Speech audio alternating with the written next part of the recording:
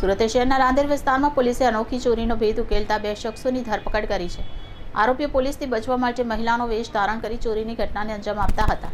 રાંદેર પોલીસને મળેલા સફળતાથી વિસ્તારમાં ચર્ચાનો માહોલ જોવા મળી રહ્યો છે। રાંદેર પોલીસ પાસેથી પ્રાપ્ત માહિતી અનુસાર રાંદેર વિસ્તારના કબૂતરખાના નજીક આવેલી એક મકાનમાંથી લાખો રૂપિયાના ઘરેણાં અને રોકડાની ચોરી થઈ હતી। આ ચોરીની ઘટનાથી વિસ્તારના રહીશોમાં ફફડાટ વ્યાપી ગયો હતો। ત્યારે રાંદેર પોલીસે ઘટના સ્થળે તપાસ કરતા અને આસપાસ લાગેલા સીસીટીવી ફૂટેજના આધારે તપાસ શરૂ કરી હતી। પોલીસે તપાસ દરમિયાન જોયું કે ચોરીની ઘટના દરમિયાન 2 વ્યક્તિઓ મહિલાના કપડાં પહેરીને ઘટના સ્થળે આવ્યા હતા અને ઘટનાને અંજામ આપ્યો હતો।